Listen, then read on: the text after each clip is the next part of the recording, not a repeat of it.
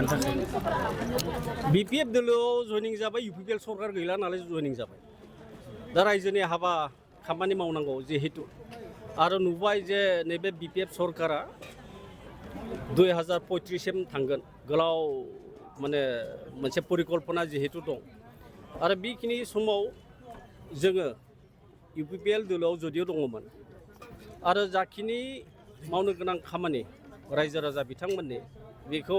खोब थोजासे नङाब्लाबो जथेस्थ'खिनि मावबोबाय आरो जाखिनि खामानिफोर रायजोनि मावनो गोनां आद्रा थानायफोरखौ नैबे सरकाराव थाफानानै जेन जों मावलांनो हायो आरो बेनिखायनो इउपिपिएल दोलोखौ गारनानै जोङो बिपिएफ दोलोआव दिनै माने जुगदान जाबाय आरो खुब माने मोजां मोनदों मानो होनना बुङोब्ला जोङो जिहेतु एनडिएफबि बेकग्राउन्डनिफ्राय फैनाय जोङो साफा जोङो दैदेनगिरि आरो बिनिखायनो जि एनडिएफबिनि माखासे इस्युसफोर थाबाय जोंनि केसफोर दाबो माने पेन्डिं दङ आरो बेजों लोगोसे दाबो बहुद केडार्सफोरनि एनडिएफबि सोद्रोमा बिथांमोननि केसफोरा दाबो वारेन्टआव माने फैयो दा बेफोरबो बहुद खामानि मावनो गोनां थाबाय आरो गोनांथारसिन खामानि मावनो गोनांब्ला जे जोंनि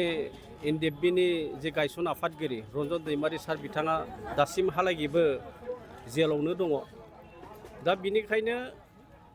नैबे दानि सरकारनि मुरब्बि मानगोनां हाग्रामा महिलारि बिथाङा मोनसे खोथा होदों जे नैबे सरकाराव थानाय समाव जे जेलाव थानाय माखासे एनडिएफबि दैदेनगिरि इनक्लुडिं रन्जन दैमारि बिथांखौ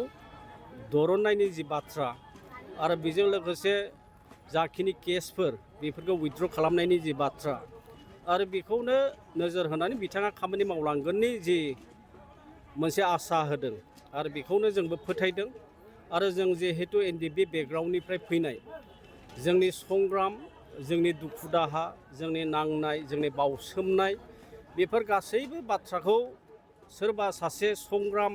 हाथियार हमनानै संग्रामजों फैनाय बे मुरब्बियासो बुजिगोन दा जोङो नुनो मोनदों जे हाग्रामा महिलारि बिथाङाबो मोनसे समाव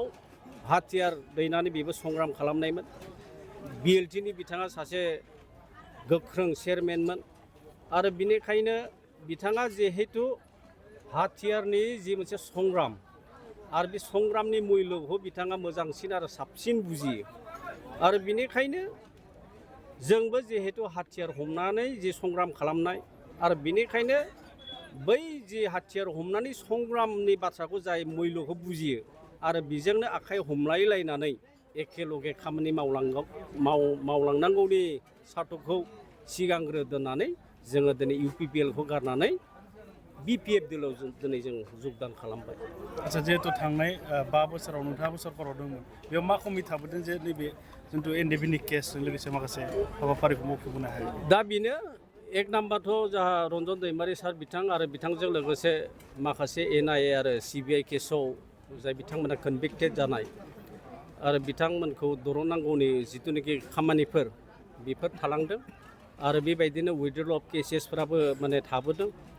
आरो बेबायदिनो रिहेबिलिटेशन्सफोराबो माने थाबोदों दा जाखिनि एनडिएफबि रिलेटेड जे मेमरेन्डाम अफ सेटेलमेन्टआव थानाय बिटिआर एकर्डनि आरो बेफोर दफाफोरखौनो जाहाथे जोङो सरकाराव थानानै जों मावलांनो हायो आरो बेखौनो जोङो नोजोर होदों आरो बेनिखायनो थांनाय जि 5 बोसोराव खुब नारा नाथा नाजादोंमोनब्लाबो बहुतखिनि मावनो गोनां खामानि एनडिएफबिनि सेंग्राफोरनि आसलते बियो खुब माने थोजासे जायाखिसै आरो बेनिखायनो नैबे सरकाराव थानानै जोङो बेफोर खामानिफोरखौ जेन मावलांनो हायो हाग्रामासिम फोथायनाय दङ फोथायनाय मोनसे लाखिनानै थेंक इउ सार